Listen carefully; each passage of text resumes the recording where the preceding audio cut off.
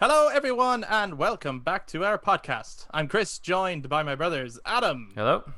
and Eric, Hello. and we are back in the room once more to talk about video games. And in this week's episode, I cannot believe that last week we actually missed talking about the 20th anniversary of Final Fantasy X. Oh my god! So, given that we were so caught up talking about the Steam Deck, but we said we'd come back around to it. So it's still recent. It still counts. We're still marking the 20th anniversary of Final Fantasy X, which is a beloved game of ours. It's one of my favorite games of all time. I don't know about the guys. You know what, man? Fuck you. In context, no, you know what? It is that bad. But yes, we're here to talk about Final Fantasy X, the legacy of Final Fantasy X. And in doing so, we might also be bringing up Final Fantasy X-2, and then these rumors of Final Fantasy X-3, which has been in the rumor mill for a very, very, very, very, very, very, very long time, but was more recently in interviews brought back up by some of the people who were actually involved in the making of the original. Some of these people are the people involved in the Final Fantasy VII Remake project. So It's that gonna could be- confuse parents so much. Yeah, I mean they're yeah. almost as bad at their naming as Microsoft with their Xboxes. Oh, 100%. Oh, 100%. Now, we actually did do a full episode on Final Fantasy X before, which you could check out. It was in a much older format of our kind of podcast. And we labeled that as one of our top 5 PS2 games, and we did a whole spoiler talk on it. But we did a non-spoiler talk leading up to it. For the purposes of this episode, because we're celebrating 20 years of the game now, this will be a full spoiler discussion around Final Fantasy X and its universe, and just things that we might like to see from it in terms of its legacy going forward, and just celebrating the game in general. So just bear that in mind if this is a game that you've never played before, that there will be open spoilers discussing the game. But if you've played the game before, and welcome to the discussion. If you've never played the game before, but you don't care, you just want to listen to the three guys talk about the game, then welcome to the discussion. And if you enjoyed this video at any point on YouTube, be sure to give it a thumbs up, hit subscribe, and click that notification bell so you know when future content comes out. If you listen to us on audio platforms such as Spotify, Apple Podcasts, Google Podcasts, or wherever else you like to listen to us, you can also touch base with us on social media, Facebook, Instagram, and Twitter at The Brothers Take, to give us your take on Final Fantasy X and its 20-year legacy. But without further ado, let's return to Spira.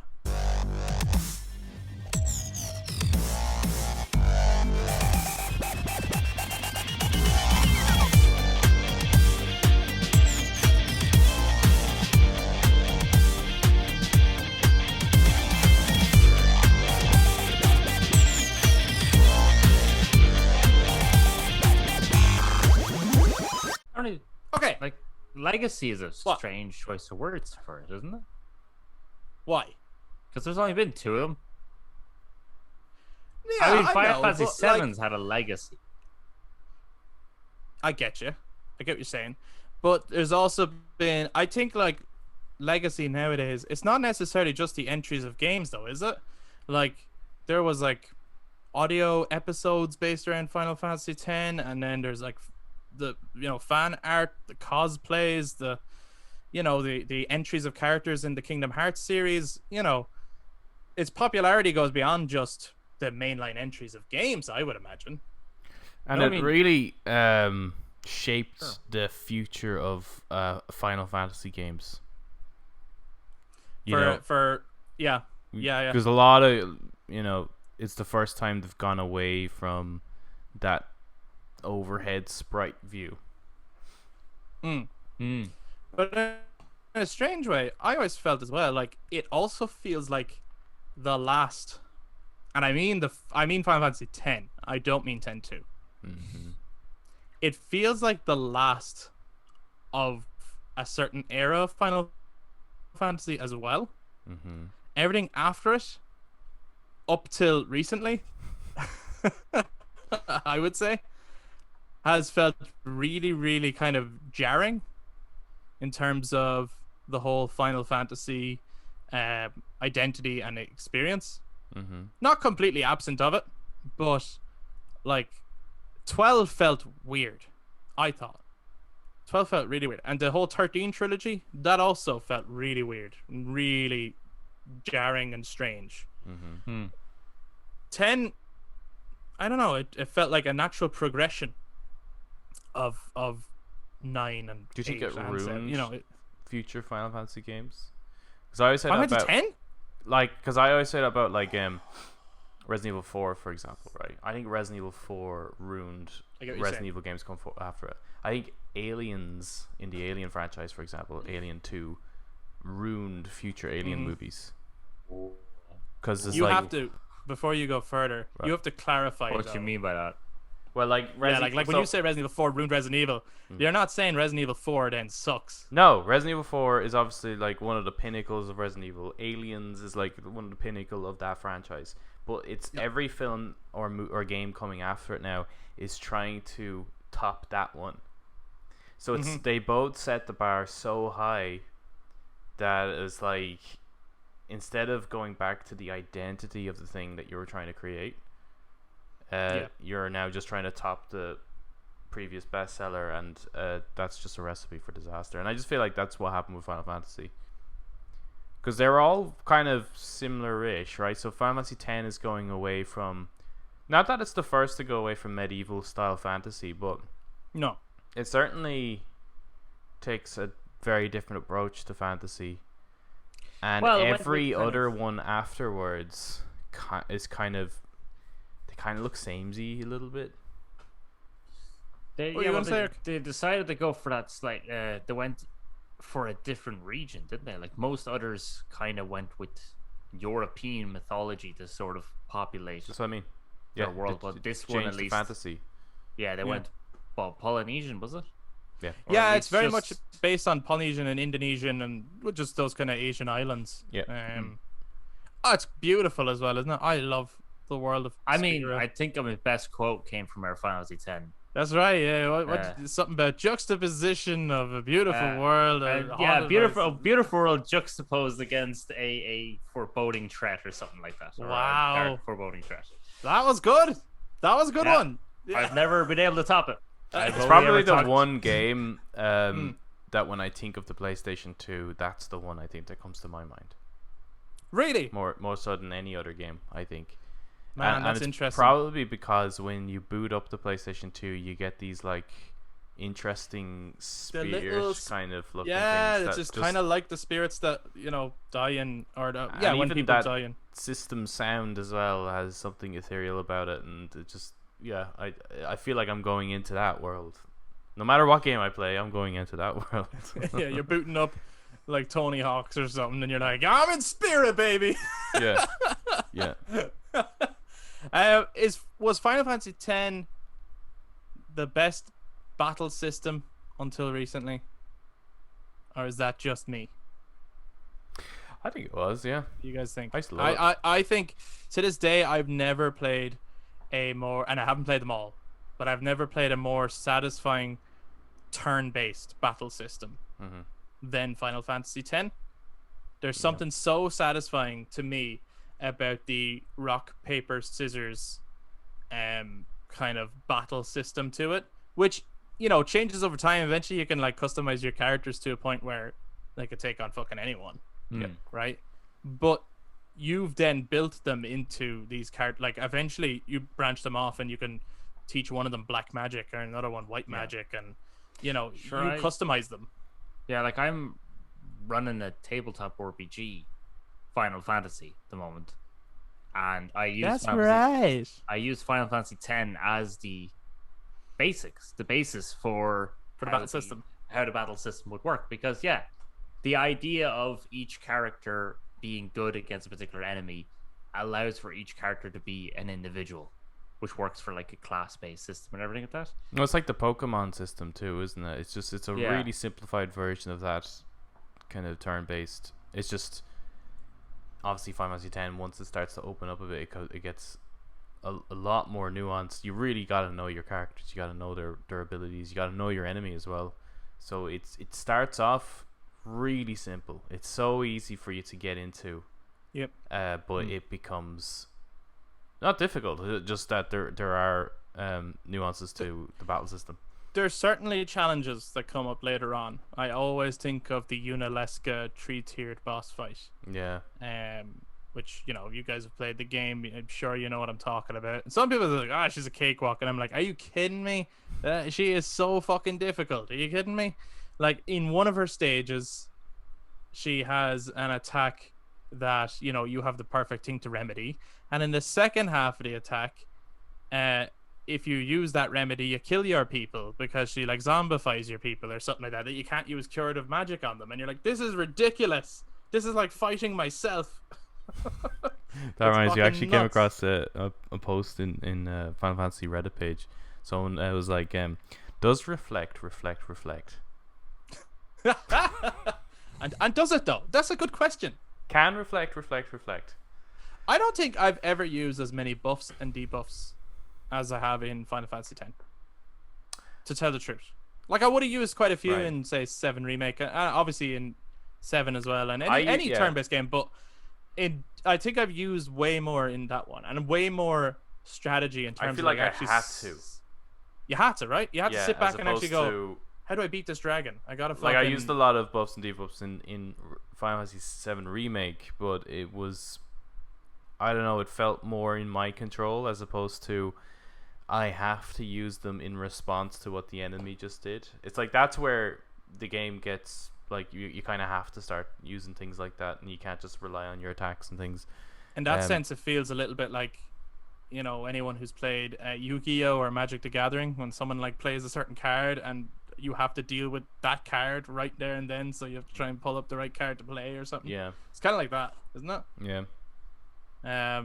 I think it's a really clever battle system that to this day still holds up, because it's not like some janky animations. But interestingly, it doesn't work because they used that battle system in EA used it in Lord of the Rings: The Third Age. The exact same battle system. Which is another, not that game, but sorry, the Lord of the Rings 20th anniversary this year as well. Oh. Which is pretty cool. Fellowship of the Ring 20 years ago. Yeah, you're gonna get the audiobooks? I'm definitely getting those audiobooks. Fuck yeah. Andy Serkis narrating them. Yeah. Are you kidding me? But yeah, the Third Age used that battle system, and it just fell flat, I thought. I know there's lovers of that game, but I just did think that there's just something about it that just wasn't right. It's not necessarily the battle system. It's the battle system plus the characters, and I think that's what's important. Is those characters were almost designed around the gameplay. Yeah, and like as fucking annoying as Titus or Titus is, we'll forever debate the pronunciation of his name, I think, but it's actually a great cast of characters. Yeah, in this game. Well, I think most of them are probably pretty annoying, but no, they play really, really well, and they have they're great. Such what great are you talking silhouettes. About? Who's annoying? Shut the fuck up. Who's annoying? Well, I don't particularly like Waka as a character. Yeah, he's do okay. You like Lulu? She okay? She's okay. She's great. Shut the fuck up. Are you kidding me? Ornn, you like Ornn? I do like Ornn. Yep. Everyone likes Ornn. I like Ornn. Yuna? Yuna's good. Yep. Yuna's good. Kamari? Yeah, I don't know. I'm not so mad on Kamari. I just find he's okay. He's alright. My heart. He's not quite the Chewbacca Kamari. I was hoping him to be. He's great. I love Kamari, and you know what? I fucking love the. Well, you gotta admit that the whole dialogue between the Ronsos is so like. Bira. Yeah, it's pretty cringy. Kamari has it almost feels like in episode 1, you know, meeting what are they called, the Gungans for the first time. Like that's the level of dialogue that's happening between them. But I think it reminds me more of like when Luke goes into the Mos Eisley bar, and it's just like he doesn't like you. I don't like you either. Yeah, that's more or less what they're. That wouldn't be unlike them either. Like I think one of the big inspirations on Final Fantasy in general, the whole series, is Star Wars. That's why there's a Biggs and Wedge. Is there a turn-based Star Wars game? Like that level turn-based RPG, like. I always felt when I was growing up that there should be one on that level. I actually think it would have been. I don't know if you could release it today, to tell the truth, because I think people expect a different thing from a big Star Wars adventure. I think at that time when there was quite a few turn-based games with big kind of quality action and stuff, like there was Star Ocean as well, and like loads of others. I think it could have done well at that time, but I don't think it would release today. Could you do it though if it was the, because I find a lot of those turn-based RPGs are very acceptable when the art style is like unique and stuff. So what if it was done like the Samurai Jack Clone Wars animation? Fuck yes. Oh my fucking god, yes. Someone should greenlight that. Eric, you were saying it was a mobile one? Yeah, well, I mean, it's not like story driven. It's just like Is it like the Marvel Strike Force? Yeah, I mean, there's loads of those. Like that. Yeah. There's like one of them in every single genre kind of franchise. That's not what we're even. Of them, but we don't want that. Though. Yeah, basically, Final Fantasy X. Is there a Final Fantasy X version of Star Wars?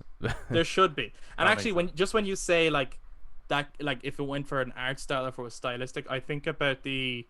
And it's not a game that I have played myself really, but the popularity of Persona 5 and how well that did. That's a turn-based game, but I had that kind of. It was like a playable manga, I suppose, is kind of the vibe of it. Yeah. So actually, yeah, I think you could do more turn-based games if you're stylistic about it, as opposed to. I suppose today it wouldn't work if, say, Final Fantasy 16, in the graphics that it has. The combat was suddenly turn-based. Yeah, I think once you start getting more realistic, it's the gameplay has to be realistic. Yeah, it's like why can't this person who animates so well move more realistically in combat? Like, why am I restricted? So having the frame by frame animation, I think, works really, really well for that type of gameplay. Just talking so much about the satisfaction of the combat. Is 7 Remake, is that the pinnacle now of Final Fantasy combat, or is 10 actually still the pinnacle of Final Fantasy combat? I prefer 7 Remake. It still has the essence a little bit, the way you can switch characters the way 10 does. Like, obviously you can't switch between, well, actually we don't know yet, we could, but at the moment maybe when the party gets bigger, right? At the moment you're switching between 3, but I really like that because it's like forcing you to play as another character and make sure that they're well equipped. But I guess 7 Remake doesn't quite have the whole speciality thing. I suppose you could say Barrett does because of enemies at a distance. He's able to get to them easier than the others. But it hasn't really stopped me as Cloud being able to jump in the air and slash. So it does lose a little bit on, well, why do I need these extra people other than just the fact that they essentially have more health? It gives my party more health. Materia slots. It gives me more materia options. It gives me more attack options and things like that.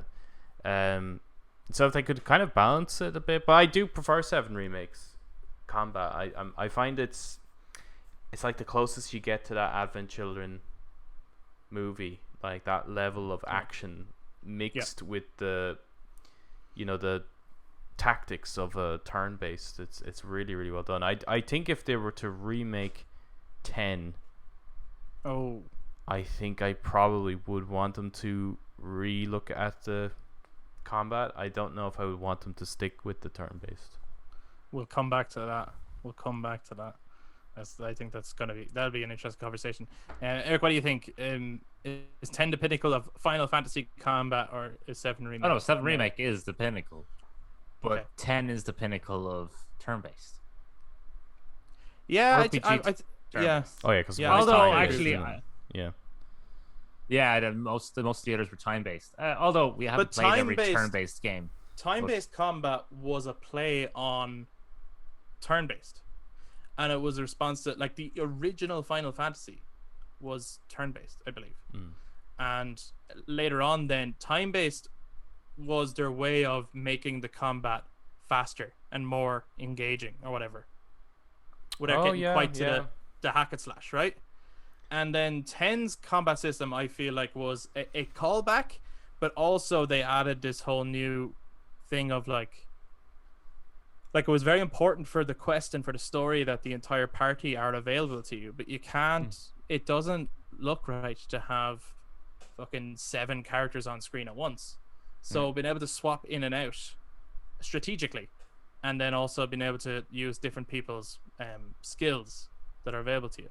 I suppose that all that made sense then for, like, let's make this a solely turn-based game. And I think it's great because it can be, for some people, it's very slow. I think that was the one that I listened to a lot of people when I was growing up talking about, Final Fantasy shit. Oh, wait for your attack. You attacked. Now wait for the next attack. And I was like, it's not like that. You gotta play it. It's more epic than that. You guys are making it sound shit. It's good. It's like Pokemon. You guys like Pokemon. Yeah, that I could never understand. I could never understand how could you like Pokemon and not like Final Fantasy. Right? It's great. And it even got cute Pokemon in the form of chocobos and summons and shit. Like, it's even got that kind of quality to it. Well, it's all very Japanese, right? It's like Japanese anime or something. 10 was also the first Final Fantasy, and every Final Fantasy, I suppose, since then has, apart from like little small mobile games and things, to introduce voice acting. Yes. Yeah. And it's quite famous for this, or infamous. I don't know. Yeah. I don't know. I think it was a welcome addition, but it does change some things about the Final Fantasy experience. Yeah, I mean, In that previously, people named their entire party, right? If they Right. wanted, they could change the names. This time around, you couldn't do that apart from the main character, whose name is still debatable because it's never said. Well, if you get the city, I think it's said. See, I don't know about that because people don't even know how to pronounce Dissidia. Some say Oh, yeah. Dissidia, and some say Dissidia. Dissidia, and yeah, Dissidia, and Well, you're able to name the summons in it. that's right. Yeah, you can name your summons that you collect. Yeah. yeah, obviously you the though? voice acting has really paid off introducing it into Final Fantasy, but the disadvantage of it is that, you know, in previous titles, when you're reading it, you're any one of the characters you can really fall in love with because you're just, you know, reading their dialogue and learning about them. Whereas Unless they're a cat on a giant fucking mug, and then there's no Yes. there's no amount of reading that's gonna fix that. nothing's gonna help that one. It took me years to realize that was a cat. Really? Right, No, I you didn't- because you I were didn't- looking more at the big white mug, right? You weren't Yeah. looking at And then the picture I see the giant white mog and everything, and then I think Adam, you have to point out to me there's a cat sitting on top of him. I was like, oh, there is. I Yeah. just never realized. I thought there was a crown on top of this mog's head. But with the introduction of voice acting, it's very hard to get away from. If you don't like how the character's being portrayed or how he sounds or how she sounds, then nothing's going to change that, regardless of like how well they're written and things like that. They could just be forever annoying, which is unfortunate. I do think as well, though, in the PS2 era, Yeah. there were plenty of games with great voice acting, but there were plenty of games that still had that kind of PS1 style voice acting. Like, it wasn't like Yeah, well, you don't they have were all what we have today or anything. no, not at all. And like, they weren't all top notch, is what I'm trying to say. Like, What even would you Time say Crisis would be 2, a great good game. example of good voice acting back then? From the MGS2 actually, and MGS3, but from the PS2 era. Yeah. Well, you see, yeah, it depends on, like, in the whole span of it. Yeah, MGS2, MGS3, I would say Resident Evil 4. San Andreas is not bad. See, I would say there's a handful. Why are you laughing at? You laughed at Resident Evil 4. Are you fucking kidding me? Go back and play it, man. Go back and play it. That voice acting Monsters. is At least not. after Yeah. this, there'll be one less to worry about. I mean, Well, it did its thing and it did it well. it does But it well. It did it well. As a kid, it's the most badass thing in the world. But I would say even with even the Metal Gear games, there's a handful of great voice actors. Oh, stop now. But Where's he it's going not, with this? Yeah. it's not like you can say the performances throughout are amazing. Yes, I can. This is I can. I'm about to say. I it. would say Great that blasphemy. MGS2 probably has the better performances compared to 3. I would agree. Yeah. And the reason for that is because performances like Vulcan And the pain. are fear. the pain and the fear are particularly cheesy. was that not Eva. on purpose because of the era the game is set? Yeah, but it's like It could be that. It could be that, but, or like, it could just be. I think just fucking Raiden is cheesy. also famous for being like, and he's a great character. Like, he is actually a great character, but people just Well, this is can't it. see past. We made We made this comparison before. We made this comparison before between Raiden and Titus. Yeah, they're very similar, isn't it? It's a similar time period. I'd say Raiden is easier to grow attached to. I think personally. I don't know. I'll tell you why. I'm gonna go. Yeah, Titus in his character. It seems more fitting that he's behaving the way he is. It's annoying, but he's like this fucking, you know, I think I'm great, but I'm covering up some insecurities kind of shit. Right. Raiden doesn't come across like a soldier at all. Yeah, he does. Come on. He fucking doesn't. Yeah, he's kind of a bit. He's like he doesn't come off as a soldier. He's like Titus or Titus or whichever, whatever it is. And then you find out his backstory, and you're kind of like, this is not right. This guy ate gunpowder for breakfast, lunch, and dinner when he was a child soldier in Libya. And he's only bringing it up now, and he's not even like that fucked up about it. He hasn't really done any real world fighting, has he? No, but he doesn't behave like someone who is. Or someone who's had that past. Well, actually, he behaves like someone who, just because he's played some video games, thinks he's a badass. That's what he behaves like. He's the gamer. Kojima, what are you doing? No, I know that, and it's one of those meta experiences by the time you get to the end of it as well. But it should be called Meta Gear Solid, to be honest with you. Yeah. Is he not a child soldier, though? He would have seen combat. He was. Yeah, he's a child soldier in Libya. Yeah, he was, but I don't know if he was really engaged in combat. And he was. His stuff is all done through VR training. Nah, Solid has talked about how he was a little fucking crazy. He was Jack the Ripper. He was was Jack the Ripper. He was fucked up. He killed people as a child. Like, are you kidding me? And then he comes around and he's like, doesn't sound like that at all. He's like a little. It's just funny because you get to that twist and you go, "That's some amazing writing. That's a badass twist." You actually have a more badass backstory than Solid Snake. Listen to you fucking talk. Are you fucking kidding me? I don't believe a word. That's what gunpowder will do to you. Yeah. It heightens your voice and lengthens your hair. That's the other thing. Like, why would a soldier have long hair? Like, are you kidding me? Well, they didn't do. They didn't help much, did they? The way they even.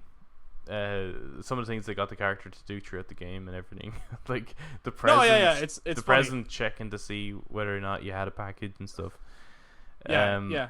I don't know why. Like, was Kojima trying to piss off the the gamer? And in a similar way, the guys who were making Final Fantasy X were they also trying to piss off the gamers?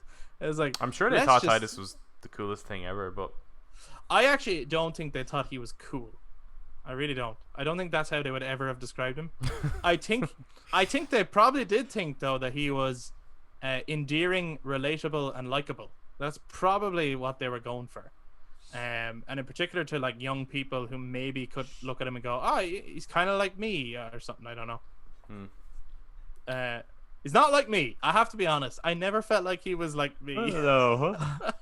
never got into blitzball, to be honest. Not a good swimmer. What a cool fucking sport, though. Not a great mini game, but a cool fucking sport. Yeah, it's pretty cool. Yeah, it's a good concept. Yeah. Blitzball. Good name. Is. Rolls off the tongue. Quite a lot to it. Like for a mini game, I thought there was quite a lot to it. I could never get my head around. Like I have a gist of it, but I think there's more strategy to it that I never could really grasp or get. Yeah, I'm shocked they didn't like just make a full game out of that as well. Yeah. Really well, the thing is, like, you get to a point where every save point you can play blitzball. Yeah. But you just never. I never did because I was like, there is something way more interesting happening like around the corner did unlock all the time. Items and Yeah, no. You actually have to do it to get things like Wakka's ultimate weapon and stuff like that. And there's still those old school Final Fantasy like Easter eggy shit where it's like if you do all of these challenges, you actually get this stuff or that stuff or whatever. Or to get all the summons, you have to go on these extra little side quests.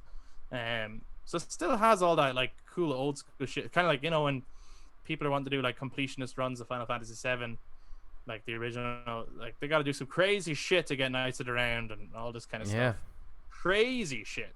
You're like, how did anyone figure this shit out? Like, how was anyone supposed to? How did anyone fucking possibly know you have to do that? You know what I mean? I suppose you wait for the manual that comes in and tells you what to do. I don't know. Was there a moment in Final Fantasy X for the two of you that you were like, yeah, I really like this game.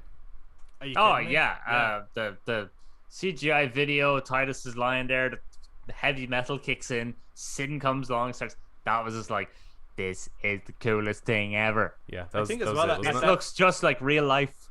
I think as well at that time period, like when you see Orin walk by, his red coat is going in the wind, the bits of water are like floating up in the air behind him, and it looks like something out of like the Animatrix or something. Yeah. And I was just like, this is fucking badass, man. Like, it's so fucking cool. And then as well, I just found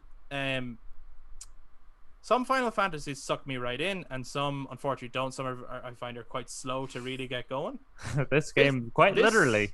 Yeah, sucked me right in. This and 7, I always find are the two that kick off the quickest and get your intrigue straight away. Whether it's like, why am I bombing this place? Or, what the fuck was that thing? And, like, how do we kill it? Sin is such an interesting concept. Yeah, it is. It's great that it's a not pretty boy villain. Right. And we still get one of those in the form of good old Seymour. Mr. Seymour. He walks on screen and you go, yep, there's the bad guy. He's got the... Well, he's got the bad guy music and then the bad guy hair. And then he's like, I speak really softly. Well, you're definitely the villain now. He's actually a pretty cool villain. Oh, yeah. I think when I was younger, I hated him because of his annoying voice. But the older I've gotten, the more I appreciate the writing of him and stuff. He's actually really fucked up. Yeah. I prefer now when it comes to this sort of political villain within Final Fantasy. I think I prefer Arden from Fantasy 15. Yeah, he's pretty cool. Based on his less annoying voice.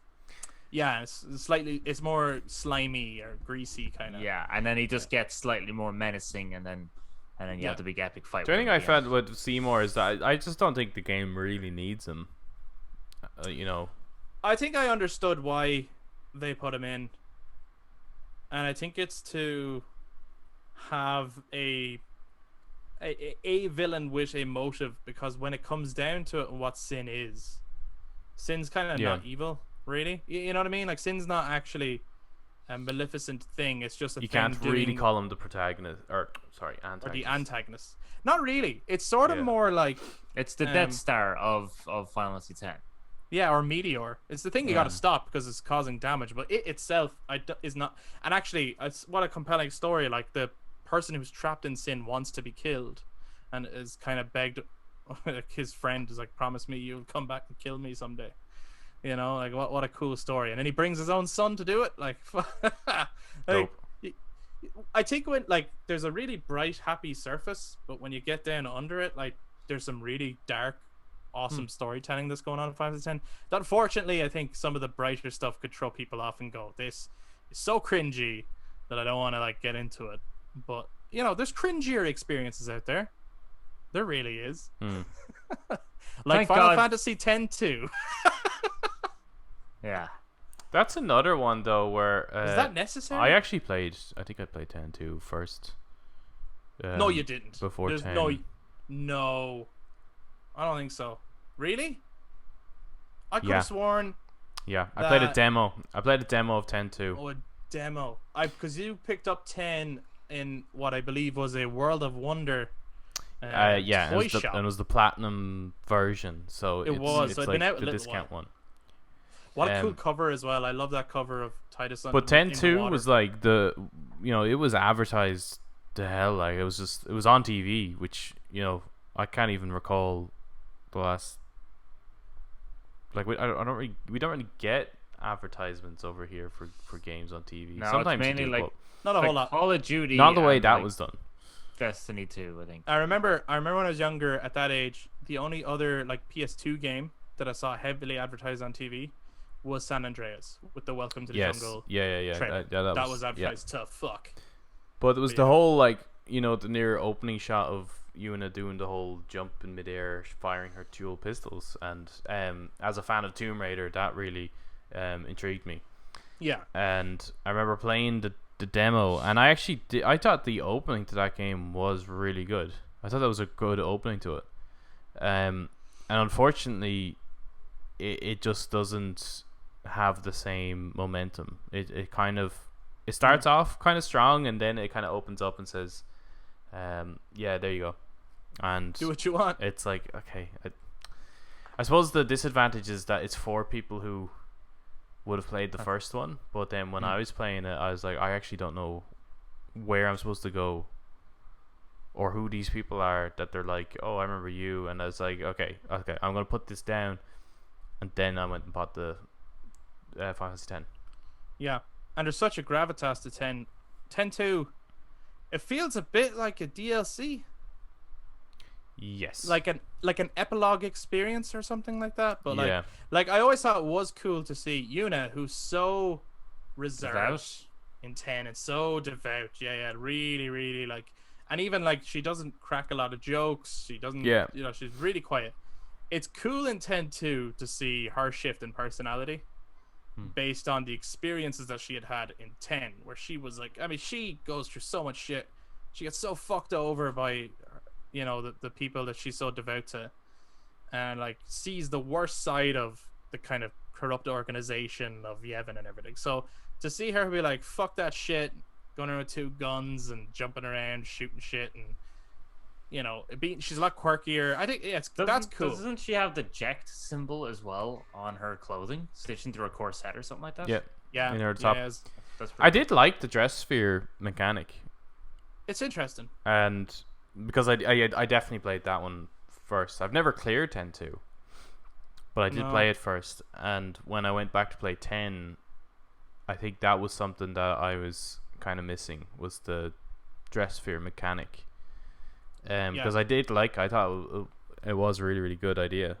And it was the animation and everything and the transformations I always thought was really, really cool. Like seeing them basically, it was technically the first Final Fantasy where you could change outfit. Yeah, and for its time, it was certainly cool. I do like, how do you get bigger than Sin though? You know what I mean? Like that's the only thing about doing a sequel to any of these games, even like the 13 trilogy and stuff. It's like it always feels smaller. Now by 13-3, actually, they did some bonkers thing where you fight God, and they actually call it God, and it's not like the gods or anything like that. It's God, as in heavily like an emphasize that it's our God, or it's God of atheist's wet dream, like, you know what I mean? Yeah, 100%. Yeah, like whatever that is. So that's like the villain of and it's like, okay, well that's pretty big. In fairness, that's pretty big. But how do you get bigger than Sin in the world of 10? Particularly because as well you've killed Yevon, and he was their god essentially. You know what I mean? Oh well, it's like Brian put it at the end of Robertson every is RPG. You have to fight God. you always fight God at the end. I've yet to play one where he's wrong. Well, I actually don't even know the story to 10-2 because I just kind of gave up on it. Would you like to know? Go ahead. Okay. There's this giant Machina machine thing that was created during the Great Machina War, and then it went into kind of a slumber. It's designed to, when the world is kind of overpopulated or something like that, it's designed to like wipe out a vast majority of the population and kind of restart life or something like that. So a general gist of it. And the machine went into deep sleep, and there's this guy who looks exactly like Titus for what seems to be just no real reason, actually, except that it's just coincidence. And he is the bad guy, and he wants to reawaken this giant machina, and that's kind of it. That's so it's awful. Okay, because I so it's awful. Because how I would have probably touched on, because there's no reason that it couldn't necessarily be Titus. Not that he's alive, but that he could end up, I suppose, speaking to. You know, it's like, does anyone really stay dead in the world of Final Fantasy X? You know, like Yuna was able to speak to spirits to some degree. Well, I believe there is a good ending where Titus does come back. Right. But I just think that you could have like really devout, you know, people who are like cult that are into what Yevon was, and Yes. who do want to send things back the way they were, that are totally against the use of Machina, and are using the only tools that would have been available to them at the time, which would be probably summons, aeons, use aeons maybe to try and set things back the way they were. Like, and you'd have a villain. It doesn't have to be Sin. It doesn't have to be biggest Sin. It doesn't have to be anything like that. But just a villain, that is trying to set things back the way they were, I guess. I think that would probably be the only story that would fit in a post-Sin Final Fantasy X world. Yeah, I think that approach would make a lot of sense and feel like a more natural continuation, because even if the world is told kind of the truth of what Sin was or what the Evanites were doing, there's nothing to say that people wouldn't still be like totally devout to their fate and their way of life, and to like the way that they believe things made sense. Like, even if they were like, okay, so maybe we're right about some things, but that doesn't mean Machina is good. Actually, Machina is still bad. We still have wars over Machina. We should still not use it. And it would have been really interesting to see a group that's more like they can't let the past go, and they want to force it on those who want to change. Like, that would have been interesting. Like, almost the truth has made their fate stronger. Yeah, that would have been kind of cool. Yeah, because I mean, there's people even who want Rapture. Like, so who's to say in that world that they also, there's a group that doesn't also want the same thing, that thinks that Sin's destruction is actually some sort of blessing. You know what would have been cool? What would have been really cool? If there was actually a huge collective that don't believe, because the Final Fantasy X is only 2 years after 10, right? It's only like, that's the period. And in the canon of 10 anyway, Sin dies and is reborn every 10 years. Yeah. That would you can have a group of people that do not believe Yuna at all. He's still coming back. You know what I mean? And the anti-cammers. Yeah, exactly. And yeah. But like, that would have been a really fucking cool concept, and like people like not knowing who to believe, and like spreads of propaganda and shit, and like calling Yuna out to be a liar and a false prophet. Yeah, and like excommunicated by the, like, that would have been a really fucking cool angle. But her story has also garnered an awful lot of following and a lot of respect, that so many more people have actually kind of changed their ways, and it's more of like it's a very split world now. It's not just like the Al Bhed used to be the outliers. It could be the other way around. The world is now split in two, like east and west. Yeah. Beginning of the Stop quoting Metal Gear Solid. You could do what's Final Fantasy X's take on like a Cold War post Sin, kind of Cold War kind of a thing. But then straight up faith versus science. Maybe that's a topic worth exploring in a possible Final Fantasy X-3. Would you want to see a Final Fantasy X-3, which has been kind of rumored ever since Final Fantasy X-2, to be honest, that there would be inevitably there's so much effort would have to go into a 10-3 that they might as well just remake 10. Would you want to see a remake of 10? Yeah, actually. Yeah, I would. So you would rather see a remake of 10 than a 10-3? Oh, yeah, 100%. Yeah. You would? Yeah. That would excite you more, like? Definitely. There's nothing... Like, I would love to jump back into the world of Spirit, but I have no... They don't... Square Enix has never really made a good sequel to a Final Fantasy game. Except for 7 Remake. If it's a sequel. Yeah, if it's a sequel. Stop now. But like unless that's a sequel to 10. In the long run of the series, like, I mean, every sequel has been exciting but a disappointment. Yeah, I get you. So I it's hard to get excited for something that's been proven to be a failure in the past. But a remake of 10, I would, seen as how they've treated 7 Remake, I would love to see 10. Yeah, and it wouldn't be as, it's not as big. 10? Yeah, it's not as big as 7. don't know. Because it isn't an open world. It's quite linear. Yeah, I get you. It's quite quite linear. linear. So they could easily remake that. Like, yeah. I wonder though, do you still do it in just one? Like, do you make it one game? I suppose. Like, yeah, if it you was, could, like, definitely. If it was Ghost of Tsushima length kind of a thing. Yeah, well, it is probably that length, isn't it? Yeah. Oh, easily. Yeah. It's just that, you know, if they want to blow it up more, like, yes, in the original one, there's an illusion of a kind of big grander world, but you're kept on these kind of narrow paths. I actually don't have.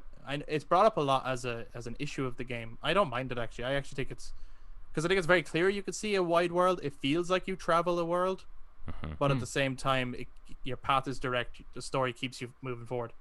Yeah. I think in a remake though, you would have to make those open plains far more explorable. Like, you couldn't get away with probably. just Like, I'm expecting the Camlands to be something along the lines of like the Africa section, the Madagascar section in Uncharted 4. Right. That level. Sick, actually. But the rest of it could be a lot. Yeah, it could be just linear. I mean, Uncharted 4 is linear, but it still feels like you're on an adventure.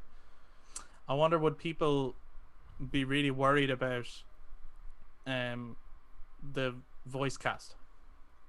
No, I don't think so. You see, you say that, but I think people like find those characters beloved and their voices. Yeah. And yeah, and fucking like 7 never had them, so it's different. Well, they did though. Like, but with Adventureland, they did. But I mean that original content didn't have voices. No, but you see, the thing is, like, we were worried about 7 Remake's voice cast because we were used to those voices from Aventula and Crisis Core, Dirge of Service, and Dissidia and stuff like that. Like, those voices, and Kingdom Hearts, those voices were used throughout. Like, those were those characters, and it did change them, and it's totally fine. They're brilliant. In some cases, they're an improvement. In other cases, they're maybe just as good. Just as good. Yeah. So I just. They can only get better. Wow. Like that, you're just absolutely lying to. They could be Ethan Winters level, and it's an improvement. You know That's what I mean? fucking harsh. But like, I mean, those, you can't say that they're fucking amazing voice actors. I think they're brilliant. They're so good. What about Mr. Micah, man? How can you replace him? They were brilliant for the time. Brilliant for the time. He just picked like a random. It's like, what about fucking B-Ron, man? Come on, you can't top that performance. Yeah. You kidding me? Come on, shut the fuck up. The only Owaka, voice. the 23rd. Well, you see, he could easily come back anyway. I'm Owaka. He was so good. But the only voice in it that I was like, yeah, is Oren. But it's not. No. It's and not Mei hard Chen. to. I mean, someone could easily fill that shoe. What do you think, Eric? No, what about Mei Chen? I don't even know who that is. Do you know the guy who looked like St. Patrick and he was like, Oh, yeah, that, yeah, as yeah, they yeah. say, is that. His voice was fucking amazing. Right, but look, again, shoes easily filled. Yeah, I think you can So get. harsh. Like, What are you saying, the Eric? guy who, you know, the guy who does he's the storyteller for the Legends mode in Ghost of Tsushima. I think you get him.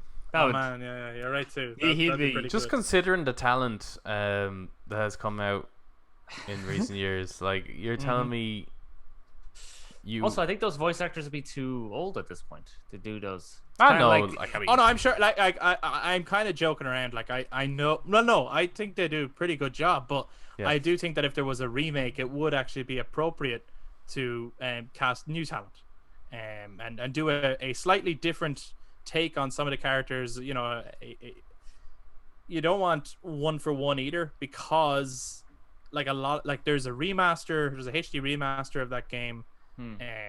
The videos are way more animated than, say, the earlier spritey versions of Final Fantasy games, so you do need to kind of give it something different. Otherwise, it'll just look like the original with better graphics again. well, you absolutely have to You know, you got to shift it up. re-record it. Yeah. It would be interesting to hear new reorchestrations of the music and stuff because it's another game with a fantastic score. Yeah. But Eric, do you think would you rather see a remake of Final Fantasy X or would you rather see a Final Fantasy X-3? Well, considering we were just talking about like what would they do for a sequel? Like, yeah, after Sin, there's not really much else to the world, you know. Okay. So I think doing a third one would be slightly difficult unless it was a prequel and you played as Jecht, and it was the build up to when Jecht got turned into Sin. Oh, do like Star Wars prequel style and do Jecht, Orin, and Lord Braska's kind of fucking quest? Yeah, that way you always have the three people, and that way then doing new gameplay doesn't feel so weird then because it's, you know. And you can still revisit all of Spira. Yeah, and and do the same kind of... but now you're seeing the characters from 1 and 2, but younger. Yeah, I mean, you can see young Yuna, and you can see young Waka and Lula and all them, like. So, yeah, I mean, if they did it that way, that could be kind of cool because Sin is then still the enemy, so you still have remastered. That's nearly a cool way of doing a remake and a new game. Yeah, because it's the same quest. Yeah, to do that ultimately, and it's the same revelations. Yeah, but it's also they can have a little bit of creative freedom with, and they could easily. Adams looks so skeptical about this. What's wrong, Adam? Come on. You just wouldn't do it though, would you? Why? I know. If you had the option at Square Enix, yeah, and you're going to be revisiting that world, you're going to basically be building all of that again. Yeah. You would be saving yourself so much time and money by just doing the story that exists than trying to come up with a new one. Yeah, but you kind of are doing one that exists. You know what I mean? Like, it's Kinda. I mean, you say that, but then Final Fantasy VII Remake. Yeah, man. But that had to be. I believe that had to be restructured and rewritten. Yeah. Just 100% they had to do that. That there's just no way around that. Whereas with this, they don't have to do anything really. It's already very linear. Yeah, I'd be happy anyway with either doing the prequel. I think doing like a sequel to 10-2. I don't really know what else they would do with that. So I think either doing a prequel or doing a remake would be great because I think you could still keep the fluid gameplay that is from 7. Yeah. But you can keep them grounded, so Titus wouldn't be jumping up in the air the way Cloud would, because he's not a super soldier. So he's more of a kind of sliding into action. You know, it'd be really fun actually in animations in a remake with Titus, is to see him, especially early on, kind of like as he's fighting, kind of stumbling, and like kind of swinging wildly, and he is hitting, but he's not, you know, again, he's unlike Cloud, he's not like 2 hands on the sword, lots of control, great swings. He is literally just kind of like fighting for survival versus Ornn, who could be way more like, you know, master class swordsman kind of thing. That could be kind of cool. And that way then you would early on have to rely on Waka to hit the flying enemies because Titus is no good. Man, he'd look so funny running around with a ball. With the ball and throwing it. It was always a strange. Yeah. It was always a strange weapon choice for one of the characters, I thought. Yeah. Very strange. Yeah, but do you replace John DiMaggio? Come on. Well, I imagine they would try and get him. Yeah, I'd say so. Whether he would do it or not. You get the what? You get the Rock, man. The Rock? What is? Yeah, you get Dwayne Johnson. You know what I mean? For who? For Waka? Yeah. What the fuck? Why? Why? What the fuck is he? What? Because they're both Polynesian, so you know. That's what you gotta inspired? do. Yeah.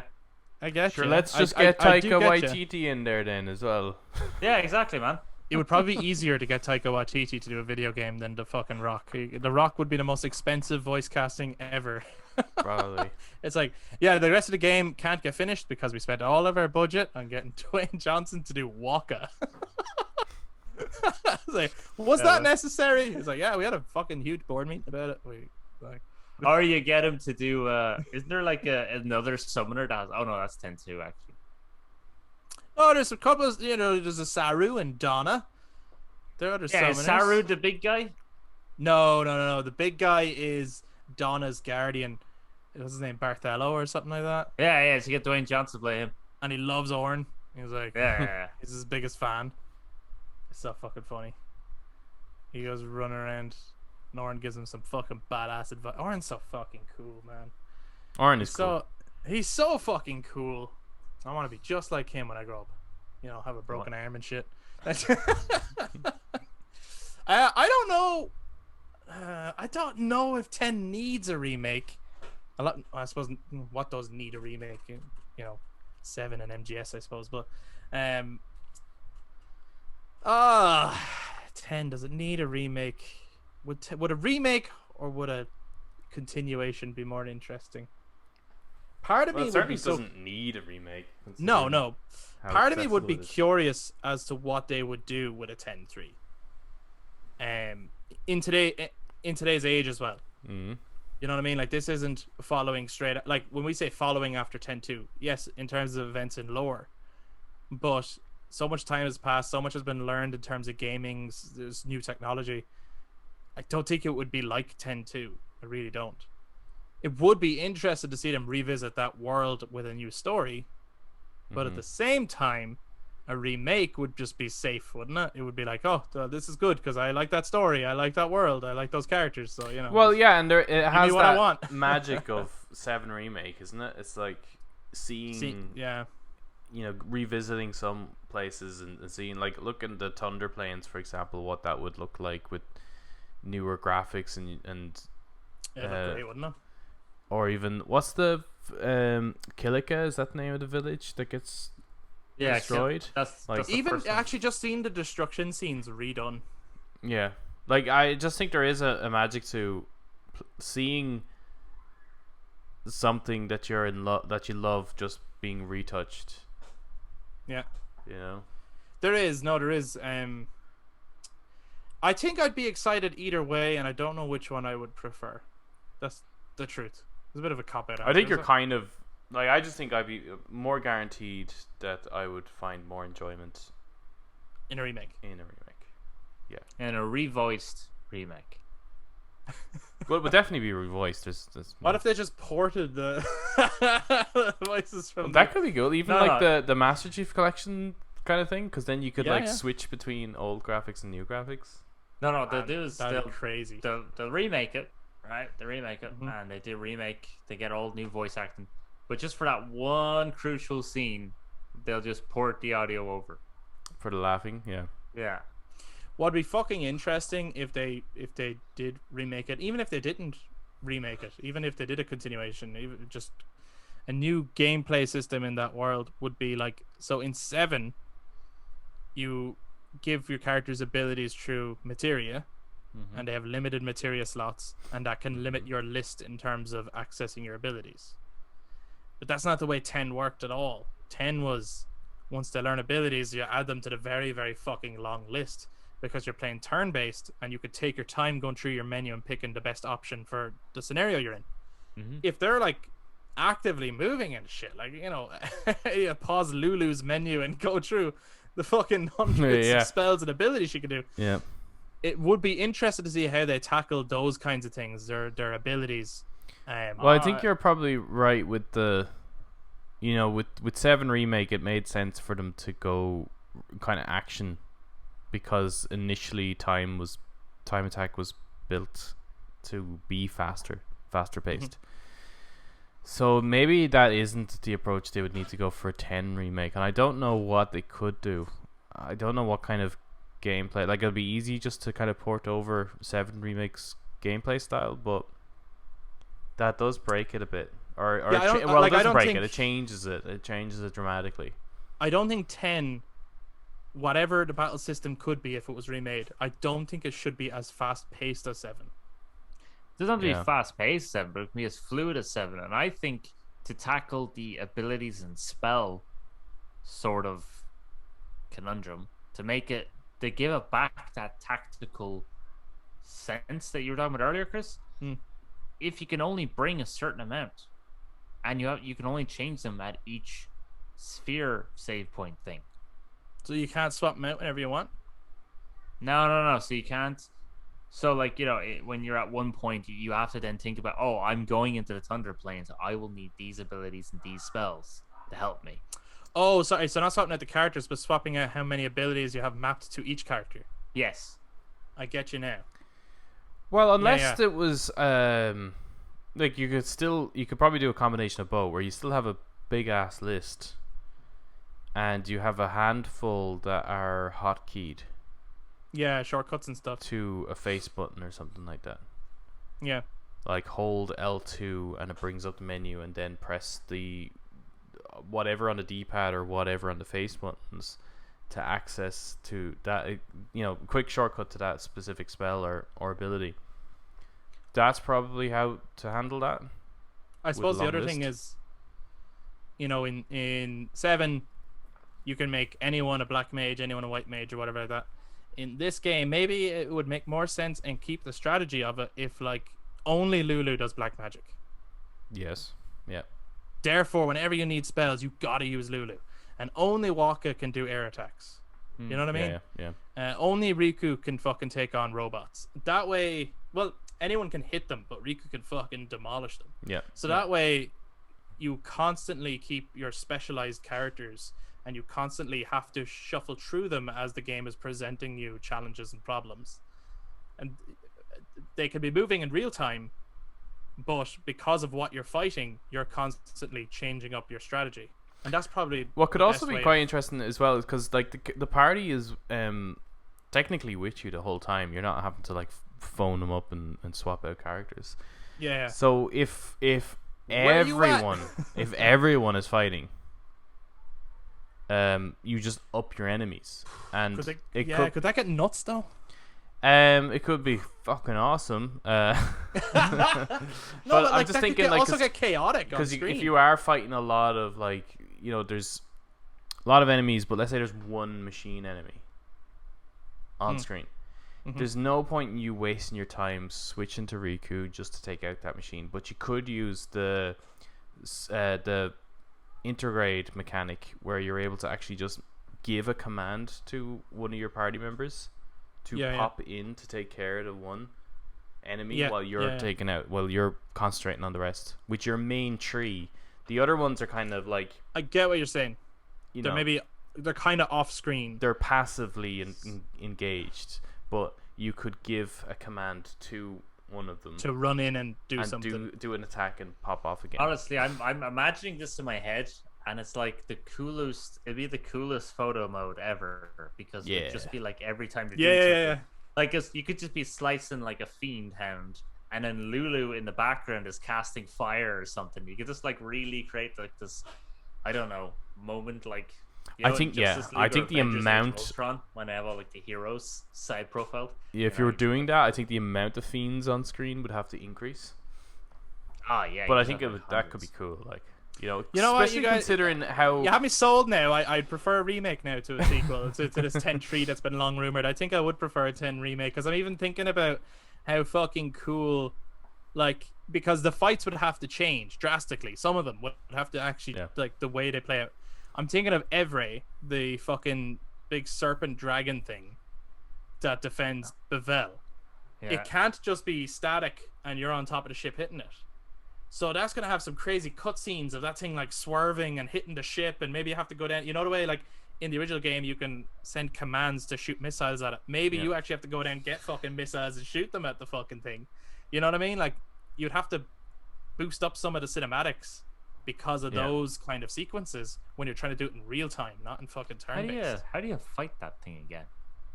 Oh, it flies along with the ship, and you. Oh, I know. I remember that, but I remember, like, do you have to only have Lulu, Yuna, and Waka? Is it? No, Yuna's not. No. You got to keep swapping out your people, but you got to be very careful because it casts haste on itself.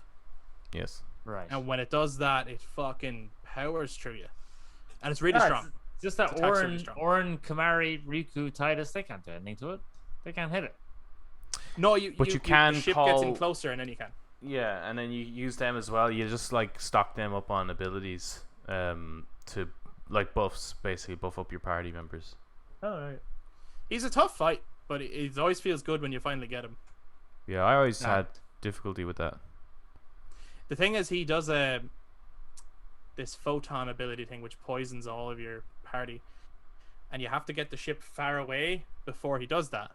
But when he has haste, he automatically flies over and then just does it. Yeah. You're like, how the fuck am I supposed to... Now, the best is when you fight his spirit, and you're like, oh my god, how do I defeat him? Oh, wait a minute. Finish that. I love those little secrets though. Like I love those kind of tactics. Like I think that's fucking awesome.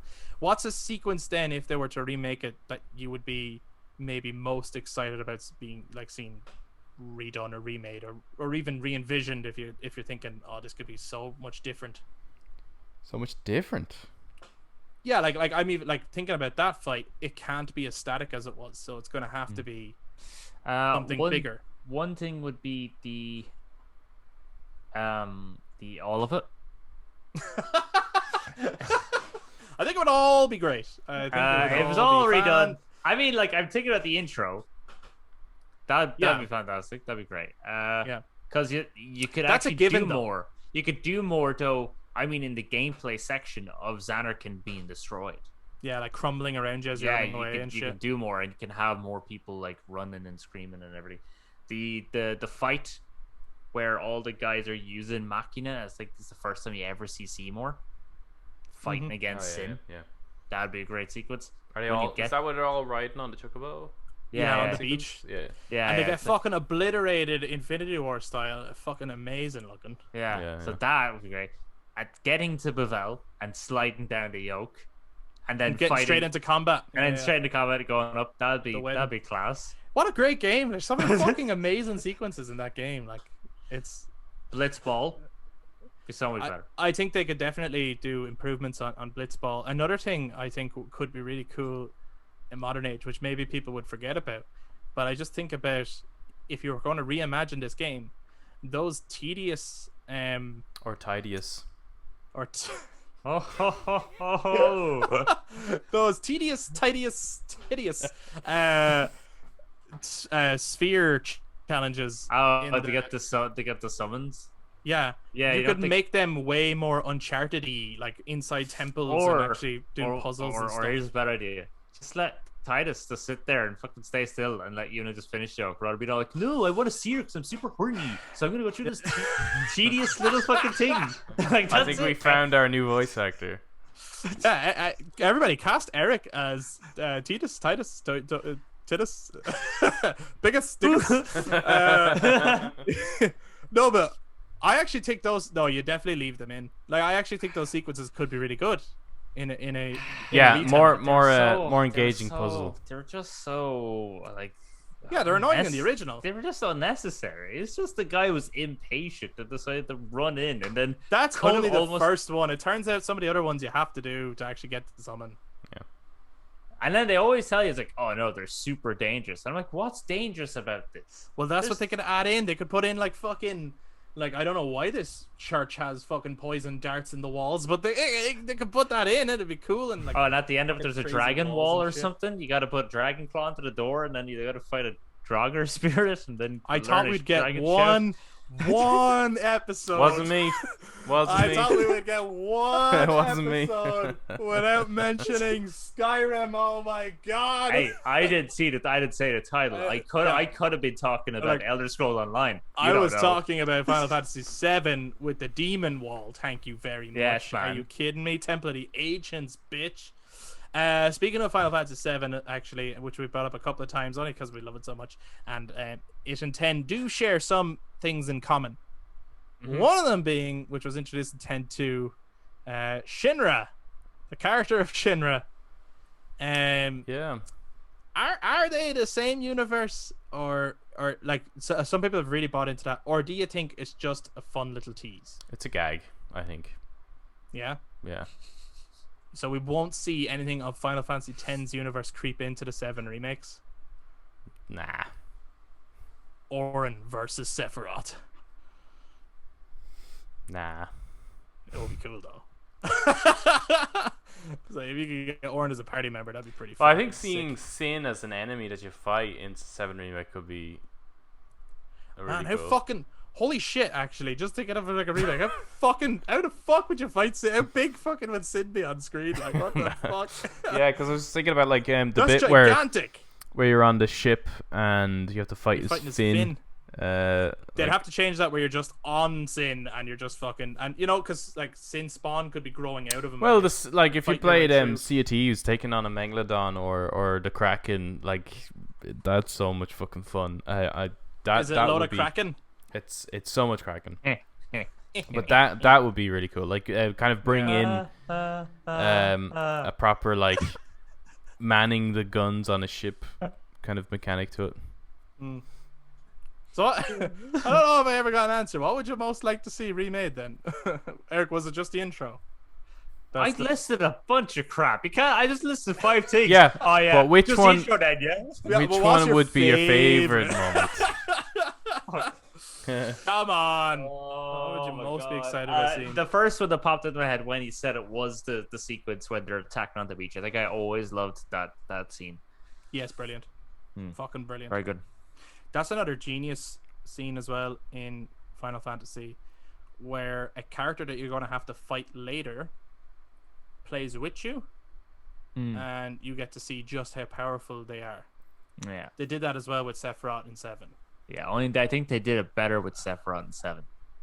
Right, but it's a different thing, if you get what I mean. Sephiroth is... Yeah, like, Sephiroth's cooler. They're and not... better. Seymour is not... They're not trying to say this guy is like Sephiroth. You know, that's not the goal here. But it is to say that he is fucking powerful. Like, he is well ahead of your party. Yeah. Yeah, like he has his mother. That's nice. No, what the fuck are you talking about? You know when you control him, Yeah. and he's got level 3 spells, and you're still on level 1. And he's Yeah, fucking, it's a cool way of showing you what's ahead. Yeah, like he demolishes that thing that took you a while, that took you a couple of tries to beat. Yeah. Going around little mammy boy, huh? Little mammy boy going around. That's fucking cool though. That Anima is actually Seymour's tormented mother. Yeah, that's pretty cool. That's pretty cool. It's pretty metal. Anima is really fucking cool. Man, imagine seeing Jimbo nowadays after the whole Ghost of Tsushima thing. Like maybe when he comes on, all the fucking flowers and feathers and shit go around. Hope he's the fucking golden cheaper birds and though. stuff. Yeah, he was quite expensive, man.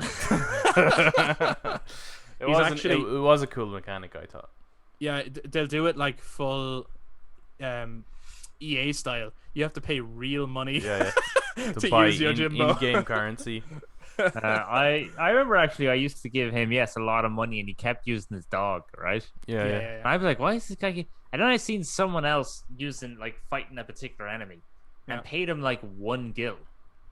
Yeah. And then he used his ultimate, I think Zangetsu or whatever the hell it was, and just obliterated it. And all the comments were like, like they were like doing quotation marks as if Yojimbo was talking. It's like, no, I'm killing this guy for free. I fucking hate this guy. yeah. I just hate this guy. Adam, is there a scene from the original Final Fantasy X that you would most love to see redone? Probably what would be the cover of the game is that sequence where Yuna's that is Kilika, isn't it? Where she's after destruction of Kilika. Yeah, I don't know, that island. When she does descending for the first time. Yeah, that island is just it's the first thing I think of when I think of Final Fantasy X. I think it's just that island, and I think I would just love to revisit that and see what that's like, and going through, because it is such a powerful moment as well when she sends them off.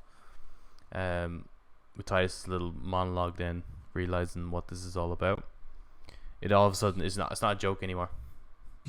Yeah, it all really clicks there, doesn't it? Yeah. I'd love to see redone with like kind of more modern acting and performances. The no. I'd love to see the sequence in Brilliant. Fuck, what's the name of the place? It's like a desert. Is a Bicanal Island or something like that. Anyway, the Al Bhed home when it's getting fucking destroyed and ravaged by the Yevonites, and Titus finds out for the first time that Yuna's pilgrimage will end in her death. and he starts like beating Valifor. Oh yeah. And crying and saying you were supposed to protect her and all this stuff. But I think that whole and the music kind of swells around. I think that whole sequence could be fucking like incredible and elevated to much higher heights. I tell you, it'll take me. Me and Eric will certainly get to our favorite moments way sooner than you will find that game to be that enjoyable. Yeah, I know. Yeah. And knowing Square Enix, like, you're just like, yeah, I won't get that till game 4. This was all great and all, but I'll see what I think when I get to the end of the game. yeah, it's like, yeah, this destruction is badass and shit, like, but why isn't Titus crying and hitting the fucking bird yet? I always loved Valifor, actually. I thought Valifor was a cool addition. I really like the designs of the summons. Man, holy shit, in a fucking remake. Yeah. The summons were controllable in the original. Yeah. I think anime is probably the one that I would most like. 'Cause I would expect Bloodborne level design. Yeah, I mean, like that actually. When you mentioned anime, that moment when Seymour, that's when Seymour first summons anime, isn't it? It's at the attack, at the attack of the Blitzball tournament. Yeah. That sequence, and it just like blinks and just kills everybody. It's like, take that, Thanos. You blink and no one dies. Anime winks at you and you explode. I'd love as well if they were to do a remake, if they could really, really clear up the confusion around what the fuck Titus is. That one has, to this day been his dream, man. He is destiny, and it's about redoing timelines. Chaos. I'm here to get. Did you guys see Yang Ye read someone else's comment on his video, where it's fucking gas? He does a real dramatic reading. Right. The guy is like, I am here to kill chaos. I only exist to kill chaos. If you were to put a meter of killing chaos and not killing chaos, I would be killing chaos. Let me tell you how much I want to kill chaos. And it goes on, like, the video is 3 minutes long of Yang just reading this guy's essay, and every line is just a variation on killing chaos from that Final Fantasy Origin trailer. It got memed so fast. How did they not watch that trailer back and go, this is a bit ridiculous? I wonder if in Japanese there's a lot more different names to our words for chaos or something like that. Like, it's probably the most poetic shit ever in Japanese, and then when you translate it, it turns into garbage. But that's no different than the Final Fantasy 13 one. Oh yeah. Let's see. That's what it is. It's not even in a sentence. They just say it over and over and over again. Or even when you take yeah, but Eric, did that not intrigue you to want to play it? No, not at all. Then you have like some of the Disney animated films, and they're like, oh my god, Luca. Do you know what the character's name is yet? Oh, it's called Luca apparently. And you're like, what the fuck? Like, you're saying this like as if I should know who this character is. I haven't a clue, and I don't care now. I care less that you've said their name 20 times in a row. Before we park the Final Fantasy X conversation for today, I'd love to know, where do you guys rank it in Final Fantasy games, out of even just the ones you guys have played? 10. Well done, sir. Thank you. I was waiting all the whole episode, just say that. Yeah, where do you think it ranks? out of the Final Fantasy games I've played, probably 2. Number 2 after 7. After 1. The remake or the original? Oh yeah, shit! I played a lot more than I thought. And 15. Let us not forget. And the glorious 12. Number 3. What everyone loves about it. Is number 3 for you, Adam? Mm-hmm. Okay. Eric?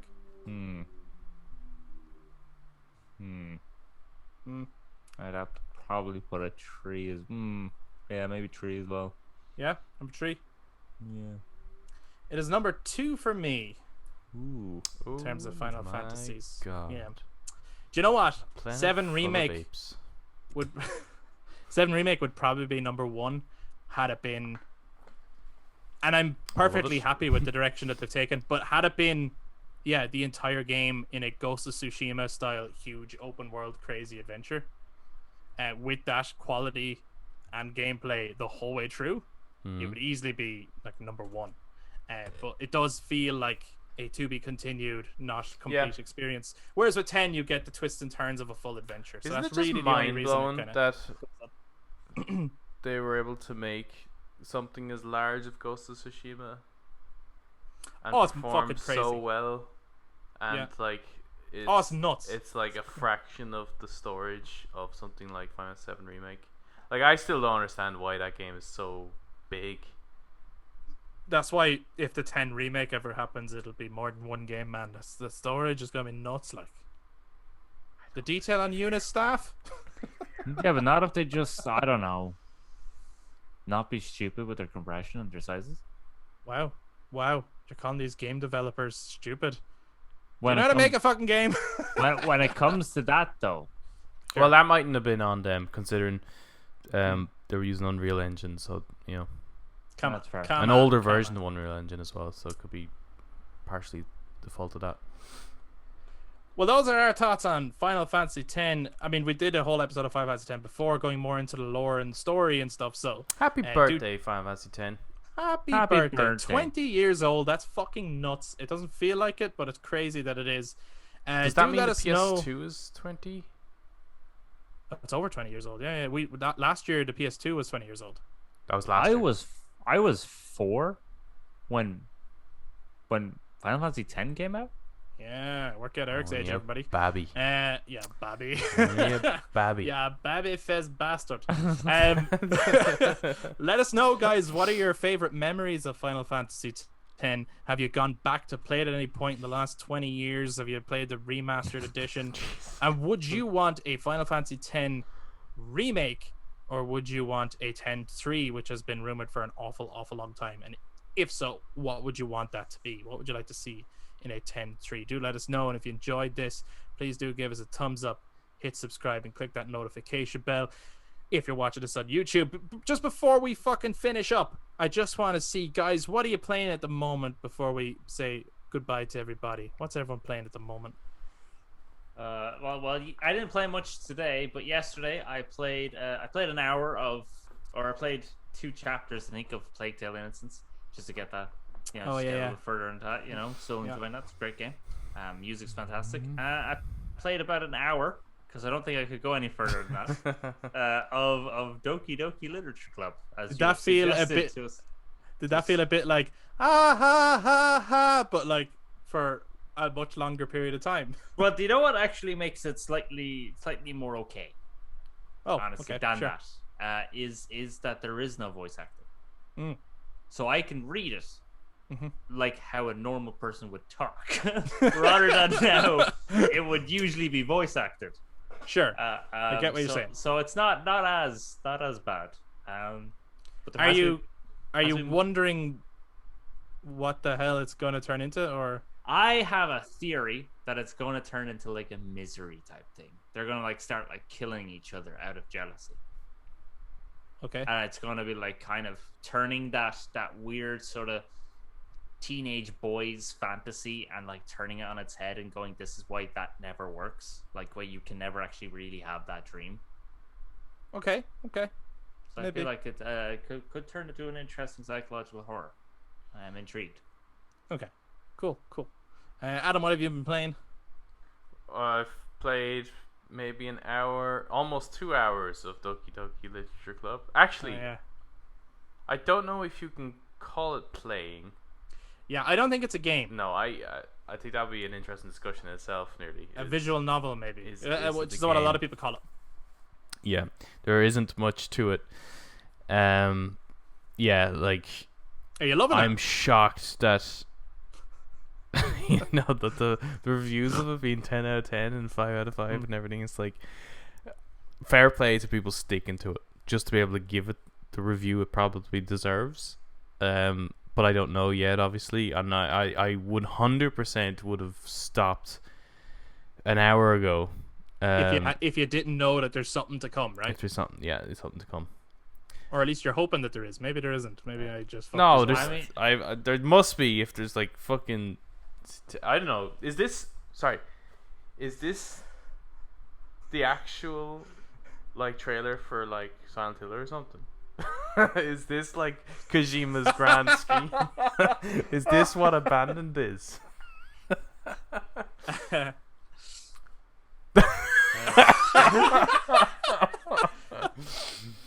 At some point when we get to talk about Doki Doki Literature Club, I will explain why I find that interesting.